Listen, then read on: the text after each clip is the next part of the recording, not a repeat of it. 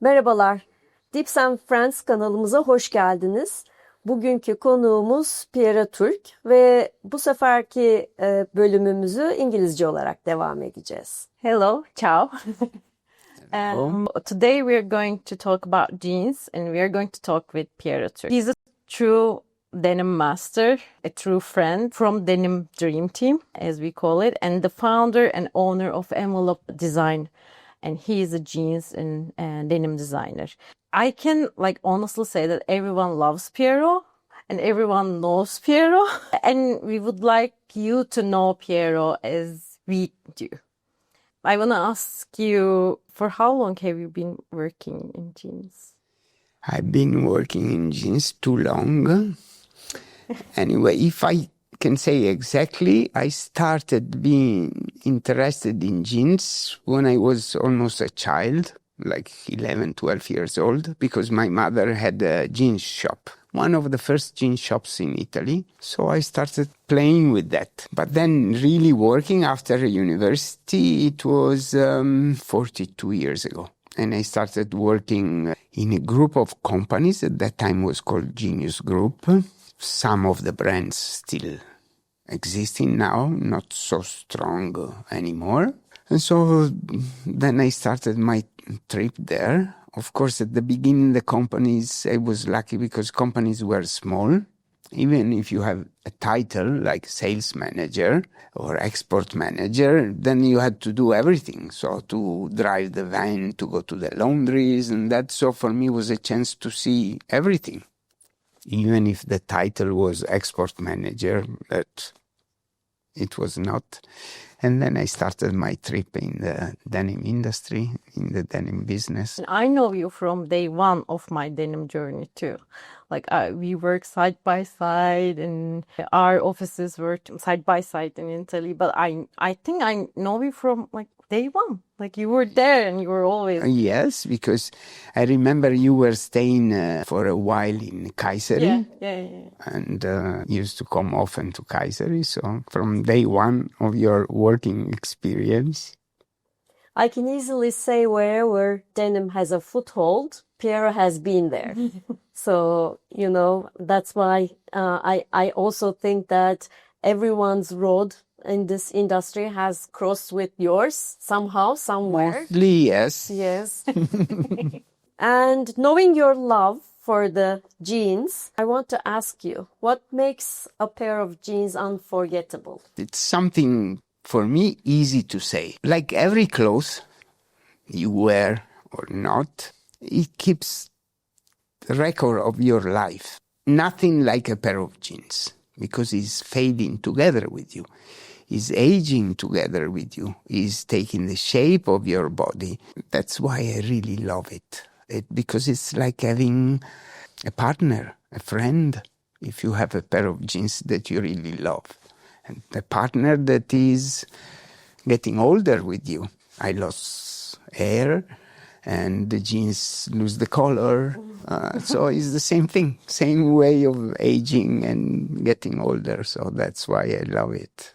I think that's beautifully put. Also, for me, it's also the people I've been, for instance, when I was with, when I purchased that pair of jeans, I can remember that exact moment. Oh, I was with so-and-so in the vintage store and we were looking at this. So it just makes the memories more profound, so you can really go back to that moment.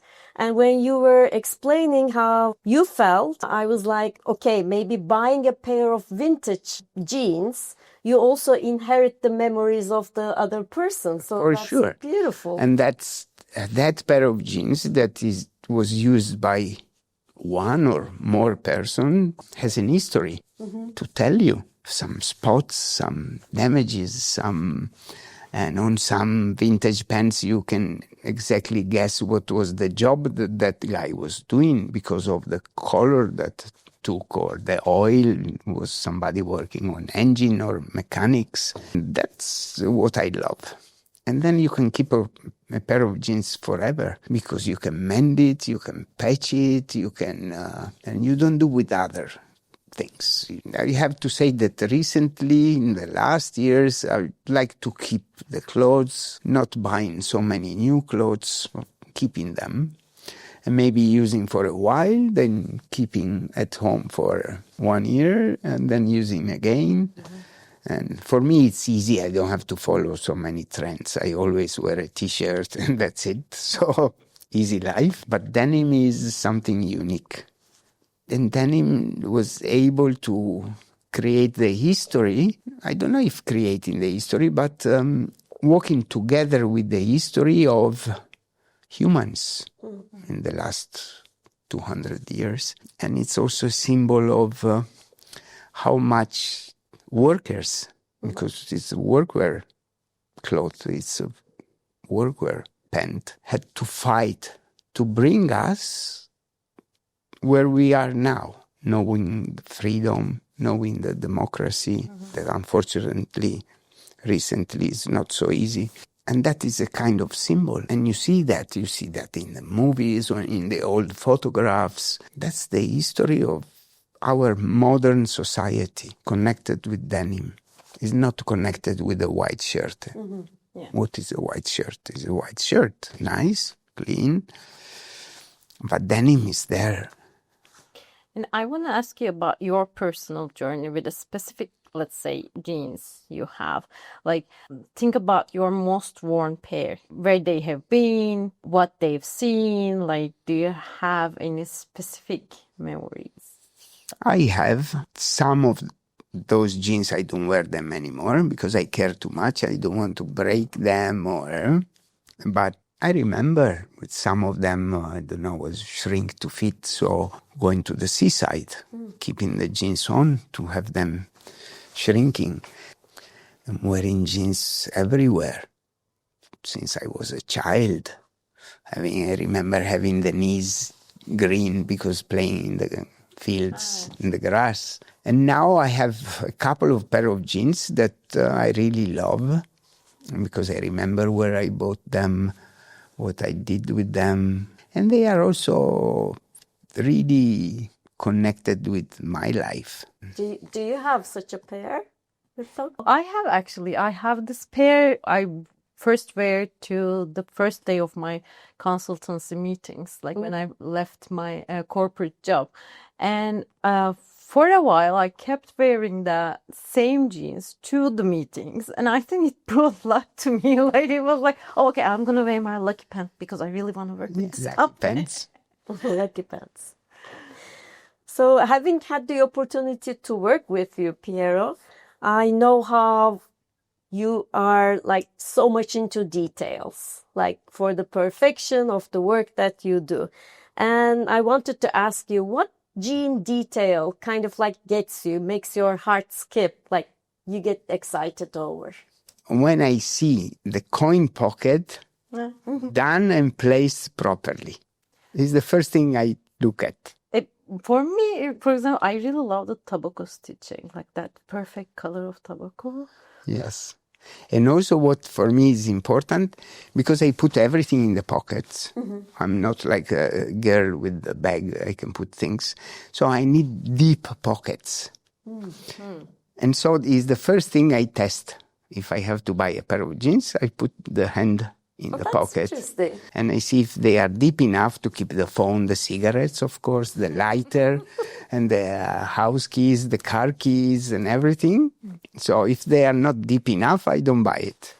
We were talking, when you say, I forgot to mention, we were talking with Aydan on friendships. We had this question about what would a denim friendship logo look like.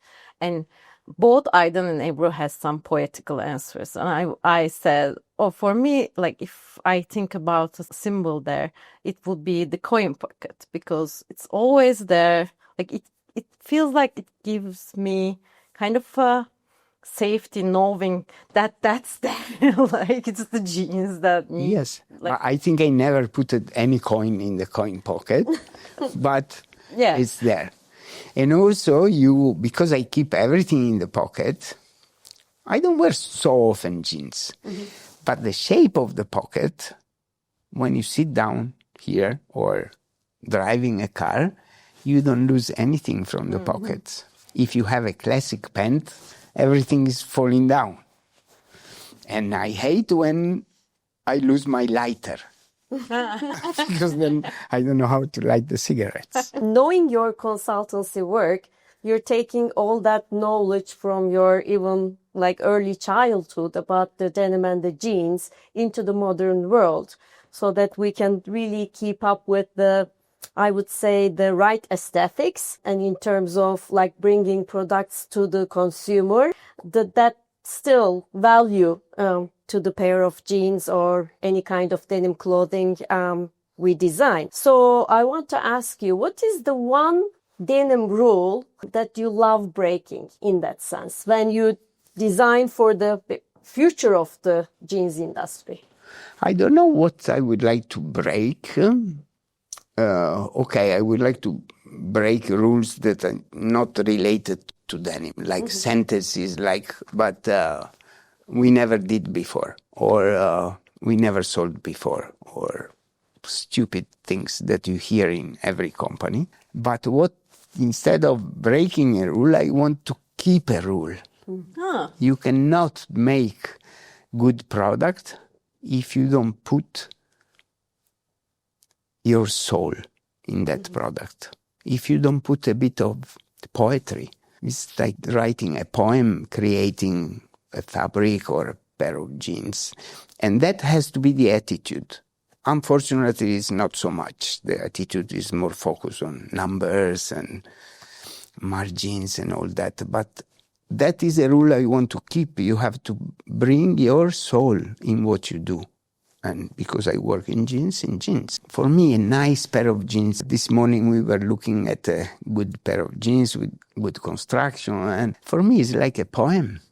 So instead of reading a poem, sometimes I like to look at a pair of jeans. But reading poems is very important. It brings you somewhere else. It does, yeah. I know you don't do this, but when you're young, what's the fashion crime you committed in jeans? But you secretly loved it. Fashion crime, huh? I'll give you an example while you're thinking. For me, it was that real low rise in 2000s, in late 90s. So low rise that it gave us the muffin tops here, like the things around our belly. Fashion crime, but like, it reminds me of my young self. For me, sometimes being too connected with tradition. So sometimes not understanding that it was time to accept something different. That could be a small crime, but in a way I'm also happy that sometimes I don't want to accept different things. Maybe it's not a crime, but I also remember like lying on bed, trying to zip up my very high-rise rigid jeans. This was before stretch, so it didn't feel comfortable at all, but you had to do it. Like, you had to get into that pair of jeans. Yes. You had to lie down, otherwise you couldn't zip up. Have jeans ever helped you get through a difficult time in your life? It happened that for many reasons, sometimes I didn't have a place where to sleep. So maybe I slept on a bench in the street, or maybe I slept in somebody else's car that I found open, or maybe in my car. And it helped a lot because with jeans you can wear them, then you stand up, you are still perfect. So it was a good help. And do you have? I do. I mean, like this very old jacket from Portobello Market that I purchased actually with Sue Barrett. And it was a tough time in my personal life, but it was such a beautiful day of joy, creativity, great conversation. So we started really early in the morning and we were like browsing the market, and at day's end, you know, I purchased this jacket, and at day's end I was feeling much better, you know, because it felt like I really gave myself a very big prize, and it was all okay. It was still joyful. It was still beautiful. It was still hopeful. And yeah, I mean, I really care for that jacket a lot. Oh, that's a nice. Nice. I want to ask you like maybe personal questions. Like, what do your jeans know but your friends don't? A lot of things. A lot of things. Again, when I was much younger, I didn't have the money to bring the clothes to the laundry, and I was too lazy to wash my clothes. So I started to wear the jeans without underwear. So they know everything. I have this question over here, but I think we have the answer to that, right? Like the question was, do you still get excited when you see a new pair of jeans, or is it more déjà vu? No, sometimes yes, still. Is it because of the technology, or is it? Oh, I think it's more personal, something I like or not. And I still like to go in the stores and touch the denims and see how they are done, and still being excited. Which part of the world excites you most in that term? Like, Years ago in Japan, for sure. Now there is not a specific country.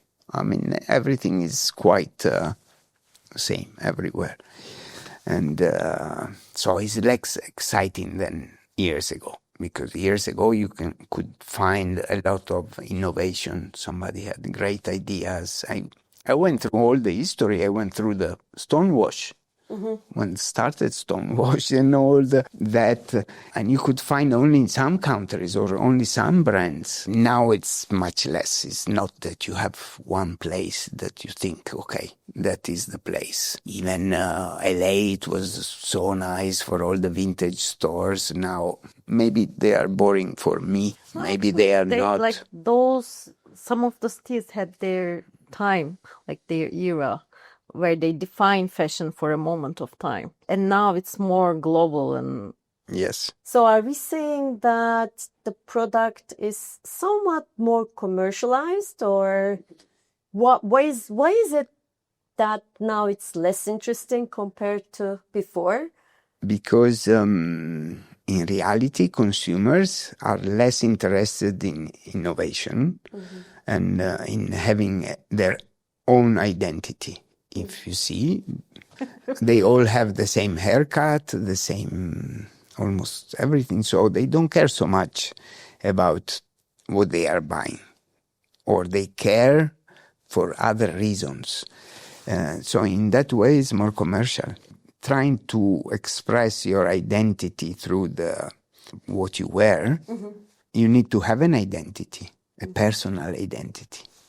Now it's more a group identity. You need to have an identity, and having an identity is something that you have to work on it to.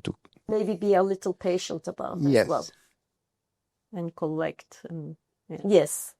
So have you ever been jealous of somebody else's jeans? Yes, I did. Can you give us that secret? Oh, yes. Once I went to a vintage store in LA, Chuck's Vintage, and Madeleine, that unfortunately she's not with us any long more. She was wearing like an 1889 pair of Levi's jeans, and I was very jealous, but she didn't want to sell, and anyway, I didn't have the money to buy it, so but I was jealous. Are you? Yeah. Well, yeah, there's this store in New York, Soho, called What Comes Around Goes Around. And they always carry those amazing pieces of vintage from, again, Levi's that you can just like watch forever. So I'm very jealous of them. And how about you? Well, of course, I don't remember a specific example, but I sure am of jealous of some, even like in one of our episodes about your jeans or like, but like in fictional world, like there's this series called Love by Gillian Jacobs. I don't know if you watched it. Most perfect vintage jeans, and I researched it online, and she was carrying it so smoothly, and I think I'm kind of jealous of like her outfits from that show recently. So we have this one question, and we want to ask our viewers to like to comment in the section. Like, what's the most outrageous thing you have ever carried in your pockets? I can't say that. Yeah, that's very outrageous. The second one. I can't say that. Okay. Do you? Well, I would say chocolate, and then I remember it being melted. Melted. Yeah, and that was pretty gross.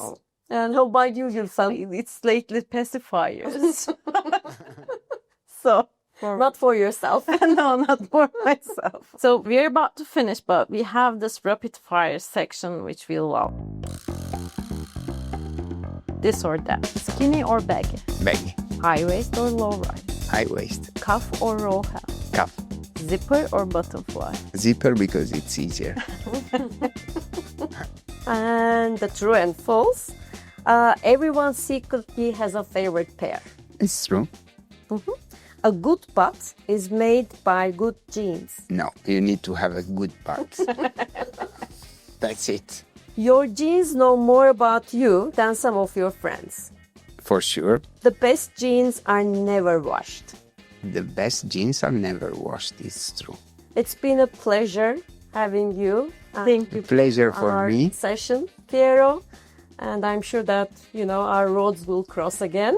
Of course. And I hope very often. Thank you for coming into our channel today, Dibs and Friends. And please continue to watch us. Teşekkürler. Bizi beğenmeyi unutmayın. Yorumlarda buluşalım. Teşekkür ederim. Thank you so much. Thank you. Thank you. Thank you.